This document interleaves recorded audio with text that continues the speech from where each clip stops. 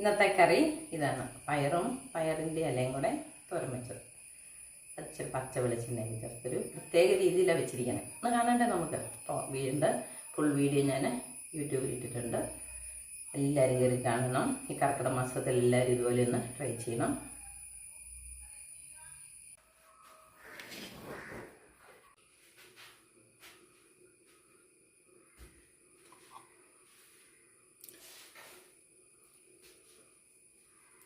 ഇല അരിഞ്ഞെടുത്തു.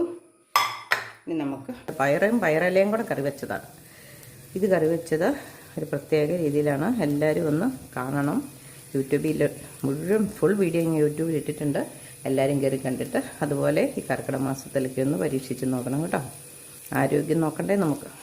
വിഷമില്ലാത്ത പച്ചക്കറികൾ നമ്മുടെ വീട്ടിൽ തന്നെ അധികം ചിലവില്ലാതെ ബുദ്ധിമുട്ടില്ലാതെ കുറഞ്ഞ രീതിയിലുണ്ടാക്കാം. പയർ തന്നെ കറി വെക്കണം, ഒത്തിരി വേണ്ടേ. അപ്പം നമുക്ക് ഇല കൂടെ ചേർത്ത് കറി വെക്കുമ്പോൾ പയർ കുറച്ച് മതി.